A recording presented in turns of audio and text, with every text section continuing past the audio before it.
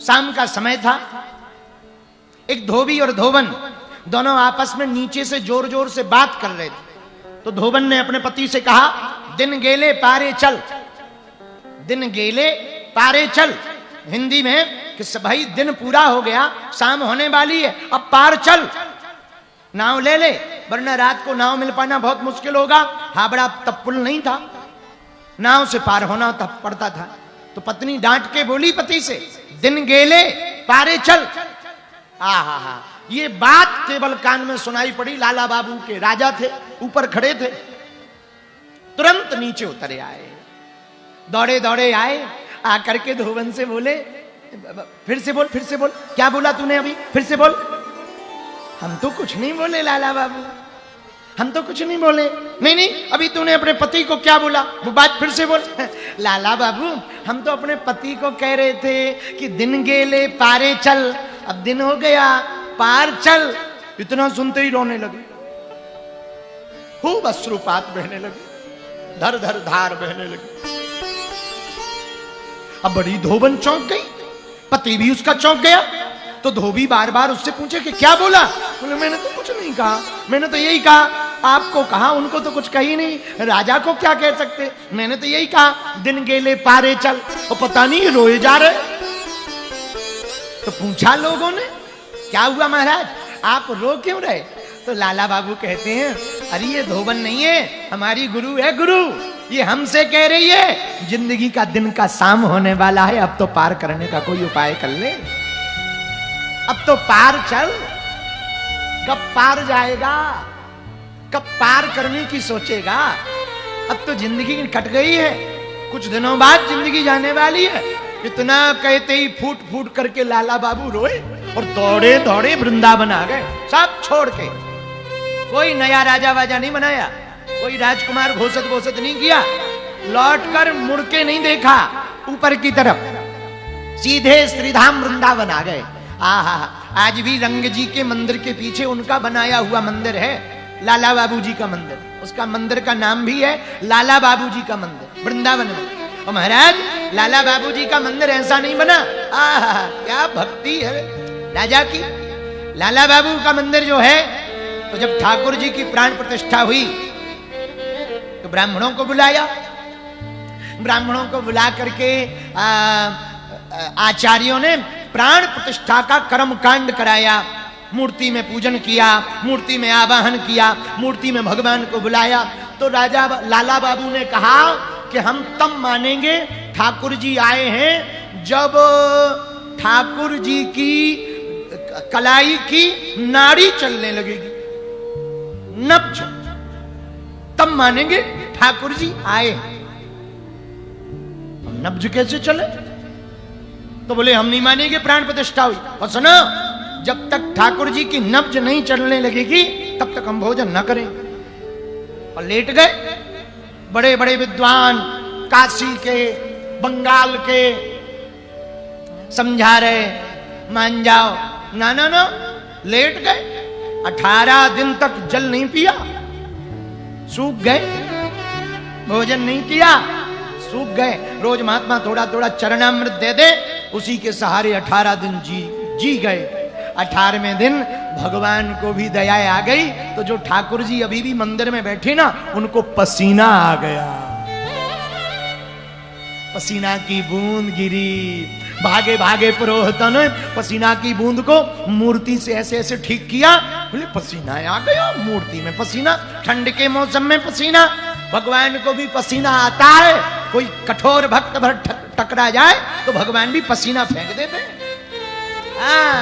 पसीना आ गया भगवान को। जब बड़े बड़े वैद्य, बड़े बड़े डॉक्टर, जानकार, उन्होंने ठाकुर जी की बाहें को पकड़ा तो पाया जैसी हमारी तुम्हारी नाड़ी चलती, नब्ज चढ़ती, वैसे ही लाला बाबू ठाकुर जी की भी चल रही है।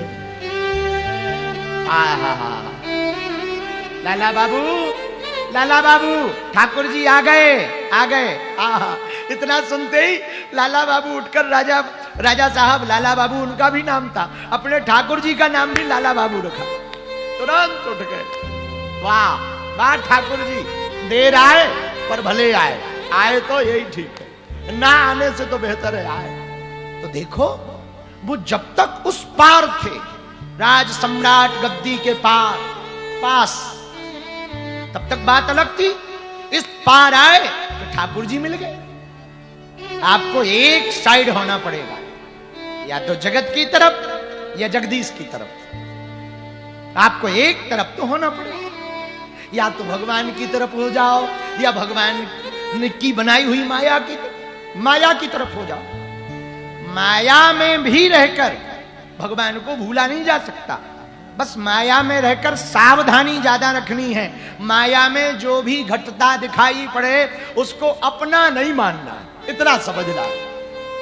जो हो रहा, जो दिखाई पड़ रहा, वो हमारा नहीं है, सब भगवान का है। भगवान कर रहे हैं, करवा रहे हैं। भगवान का दुकान, भगवान का मकान, भगवान की गाड़ी, भगवान का तन, भगवान की काया और भगवान की ही माया।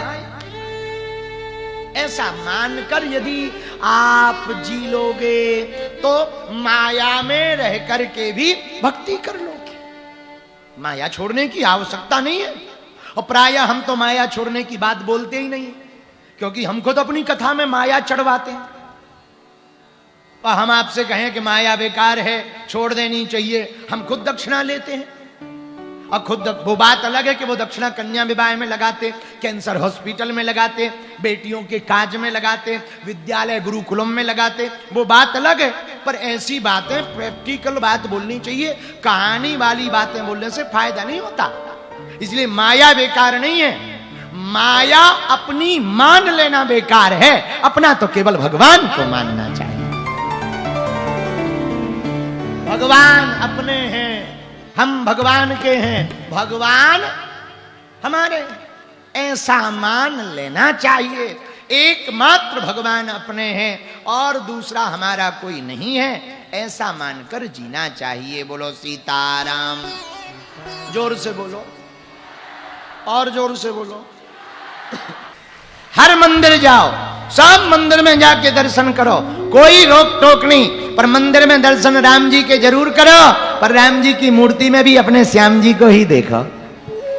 हमें तो तिरुपति बालाजी में भी अपने बालाजी नजर आ रहे थे। हैं वो हरि और ये हैं हर, वो हरि हैं, ये हर हैं, लेकिन उन बालाजी में भी अपने बालाजी इसलिए नजर आए। हमने हाथ जोड़ के कहा, प्रभु आपके जो नाम में पीछे लगा वही हमारे यहाँ लगा हुआ है बालाजी। हमें क्या लेना देना, जब आप 4 हाथ के हो के 2 हाथ के हो, हमें तो नाम से लेना देना है। हमारे वाले भी बालाजी हैं, तुम्हारे नाम में भी बालाजी है। बालाजी बालाजी 2 मिले, बीच में लालाजी फंसे। बोलो सीताराम। जोर से बोलो, और जोर से बोलो, और जोर से बोलो। तो असली नकली फसली, फसल की तरह जो भक्ति करेंगे वो कभी भगवान की कृपा को नहीं पा पाएंगे। एक ही साध हैं सब सध हैं, और सब साध हैं सब जाएं। जो एक को साधेगा सब सध जाएगा, पर जो अनेक को साधेगा कोई नहीं साध पाएगा। एक भगवान को साधो। अब चौथा भक्त कौन है? दकली। अच्छा, ये दकली क्या है? बोले भैया दकली वो भक्त है, खुद तो भक्ति करता नहीं, दूसरों को करने नहीं देता। काम बाबा के चक्कर में पड़े, बाबा बाबा बाबा बाबा चिल्ला रहे, काम बागेश्वर के चक्कर में पड़े, चलो घर बैठो, हो गए बाबा, क्या हो जाएगा बाबा जी से, ऐसा वैसा, हम नहीं मानते ये सब, चलो बंद करो। तो खुद तो श्रद्धा है नहीं है, दूसरे की जो बनी बनाई है वो और मिटा रहे। इनको दकली कहते हैं। क्या कहते हैं? बोलो बोलो, अरे जोर से बोलो। अब आप स्वयं सोचो कि आप कौन से हो, श्रोता हो कि सरोता हो? हाँ, कथा में भी श्रोता आते हैं, सरोता आते हैं। घर से आएंगे, बीड़ी लिए क्या? माचिस तो ले आए हम। बीड़ी है क्या? बीड़ी चूना दो, चूना दो, तमाकू तो है, चूना है क्या? चूना है। हाँ, ये श्रोता है। एक और श्रोता है, वो घर से चप्पल पहन के नहीं आते, यहां से खाली हाथ नहीं जाते। हाँ, ये भी गजब है। बाप प्रभु जय हो प्रभु। हाँ, ये भी श्रोता ही है। पर एक और श्रोता है, कथा में तो बैठे रहते पर मन नहीं बैठा रहे। एक जगह भागवत जी हो रही थी कथा, एक कपड़ा बेचने वाला व्यापारी कथा सुनने गया, तो कथा में बैठा, सो बैठा तो ठीक है, बैठा भी और सोने भी लगा। सो गया। और कपड़ा का काम था, धंधा बिजनेस कपड़ा का। सोते न कथा में ही बैठा सोने लगा और सोते ही सपना देखने लगा। ये और गजब। और सपने में दुकान पे कपड़ा बेचने लगा। तो वो सपने में क्या देखता, कथा चल रही, अब वो बैठा टेका सो रहा है और सपने में देखता है कि दुकान पे एक ग्राहक आया। ग्राहक ने कहा, हुजूर कपड़ा दिखाइए। सेठ जी मुस्कुरा कर बोले, इधर आइए। अब वो बैठा, जैसे ही बैठा इसने कपड़ा निकाले, तरह तरह वैरायटी के, लाल, पीला, हरा, नीला, गुलाबी, बैगनी, अलग अलग कलर के कपड़े। लो कौन सा चाहिए? उसने 2-3 कपड़े, सपना देख रहा है, 2-3 कपड़ों में एक पकड़ा। इसका रेट बताइए। सेठ जी मुस्कुराए, कोई ज्यादा रेट महंगा थोड़ी है, 5 रुपया मीटर ले जाइए, सस्ता जमाना है, 5 रुपया मीटर ले जाइए। बोले नहीं नहीं बहुत महंगा है। ग्राहक बोला बहुत महंगा है, हम तो 4 रुपया मीटर लेंगे। नहीं नहीं 5। और ग्राहक जाने लगा, सपने में ही ग्राहक जाने लगा। तो ये चिल्लाया बीच कथा में, ले जा 4.5 में, ले जा 4.5 में, दोनों हाथ पसार। तो सबकी नजर टिक गई, भैया 4.5 क्या है? वहां प्रसंग चल रहा था सूप न खा का। सूप न खा की नाक कट रही थी, तो नाक गिरी, और जैसे ही गिरी तब तक ये चिल्लाया, ले जा 4.5 में। लोग बोले नाक ले जा, भाई क्या 4.5 में ले जाओ? साहब इधर उधर देखने लगे, उसकी तरफ देखने। अब वो लेटे लेटे ही ऐसे टिके टिके ही बोला, ले जा 4.5 में, दोनों हाथ पसार, और सामने वाले भक्त का कुर्ता दीनों फाड़। आओ, आओ। उसको लगा कि हम दुकान पे हैं और कपड़ा दिखा रहे, सो सामने वाले भक्त का कुर्ता फाड़ दिया। एक ये भी भक्त होते, श्रोता। अब इनमें आप स्वयं सोचो कौन से श्रोता हो? बढ़िया श्रोता कौन सा है? हनुमान जी। कैसे?